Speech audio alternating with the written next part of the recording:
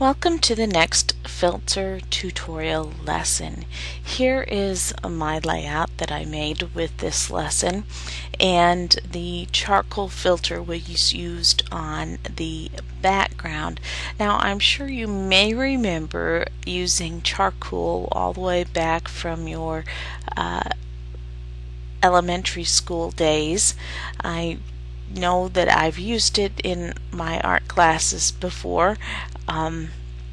And I want to show you a little bit to remind you what it is. Of course, we know charcoal is like the ashes from wood. Here's some charcoal briquettes to remind you what they are.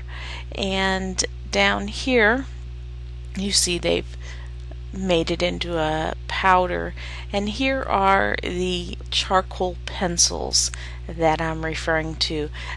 These are some that are used nowadays, and these are, I remember using some like this and my hands getting all dirty.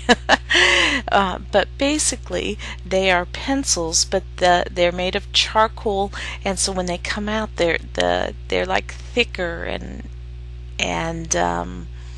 more deep in color than a regular pencil. I do have here a drawing that I found online made with a charcoal pencil, and they're calling this a reverse charcoal drawing to create effects and accentuate lights and darks in the drawing. And when I was playing with the filter, I did find that there are some sliders in there that affect the lights and the darks, and that was the setting that I most played with in the Photoshop Elements filter. There was another one here, waiting for the images to come in. Where's that one? This one here I thought was also a good illustration to show you, to let you understand what the charcoal filter is supposed to be doing. He's drawing with one of those charcoal pencils that I shared with you, and you can see it's much like a regular pencil drawing, only it's just much thicker. So you can see how we got that from my background. Let's turn off some of these and look at my background. I actually lowered the opacity of this because I didn't want it to take over from my photo in my layout, so I'm going to raise the opacity up and look at it, and you can see it's actually looks like a charcoal drawing. Here is another one I made. I was going after getting some of the colors from the photos. I picked a deeper color from the road to get the brown, and a brighter orange from the trees. And I tried using this. I thought it looked really cool. Couldn't quite figure out how to make it work on my layout, but I still think that looks really cool. So you're getting the idea that yes, this filter does use the foreground and the background colors. So let's go in and play. Here's my original photo, and we're going to duplicate it a couple times so we can play. And we're going to get on this layer, and here's what I did. I got a foreground color from the trees, and then I reached in here, and I think one time I even got a color from the sky. We'll just get it and see what it does. Go to the filter drop down menu, sketch and charcoal. And when this comes up, when your pop-up box comes up, which you're familiar with, I think, after all of these lessons, you see here in the preview, let's zoom in a little bit, maybe.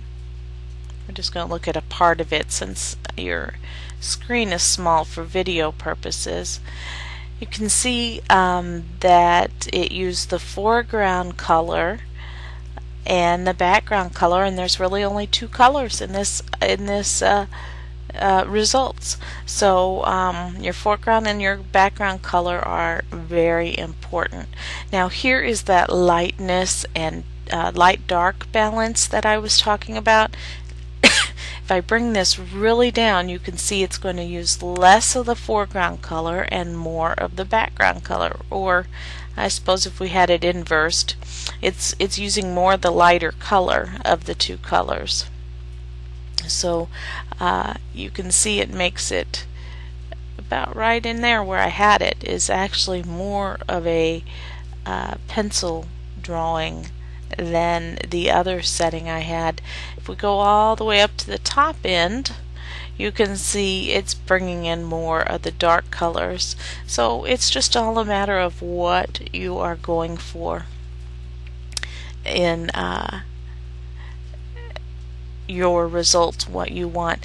Detail, let's move the detail up, and you can see it also brings back in more of the darker color, kind of makes I'm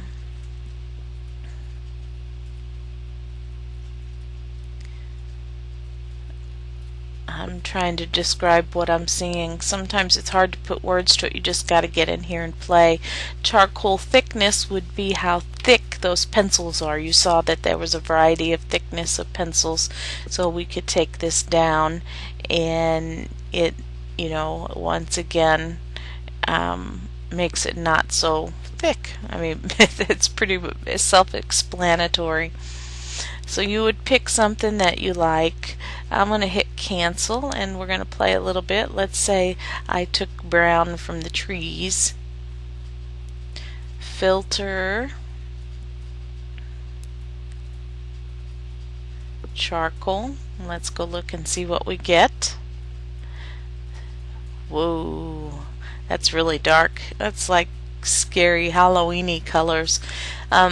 If you want a true charcoal drawing, you're going to have to get some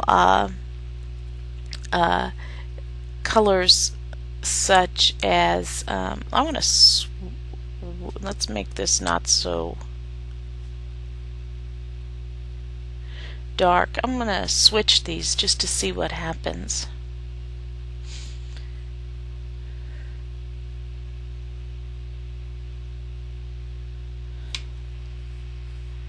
And so now my trees are the darker color and my background is orange. So you see switching them does matter so that you can do what you are aiming for doing. You need to be aware that the foreground and the background color really does matter. So I want the trees to be a charcoal color. If I'm going to be more to charcoal, and I want my paper to be white, and let's go in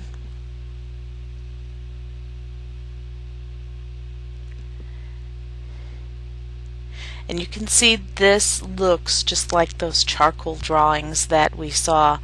If you're really going after a charcoal drawing, that's how you would get it.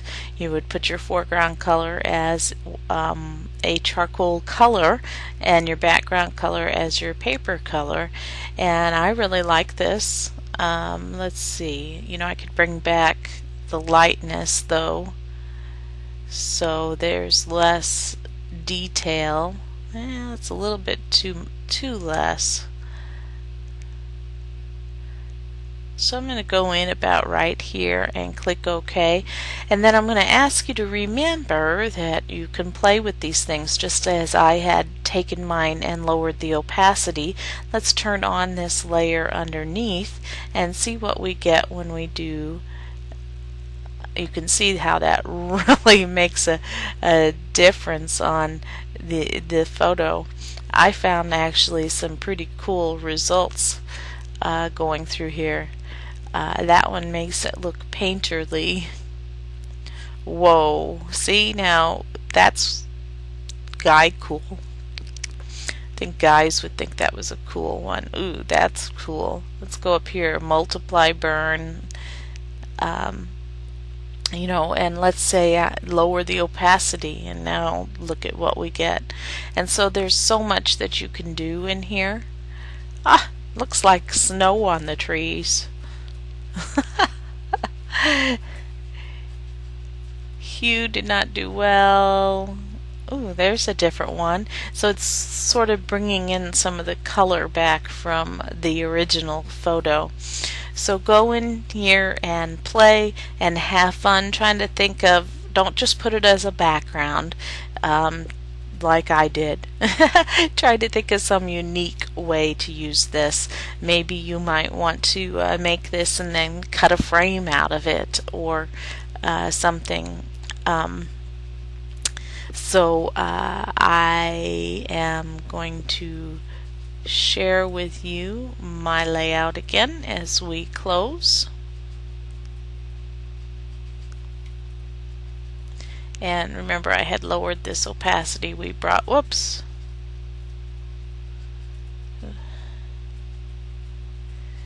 Well, there we go. There's my layout. So, there we go. Have fun with it, and I look forward to seeing what you do with this. It's kind of a fun filter to be able to work with.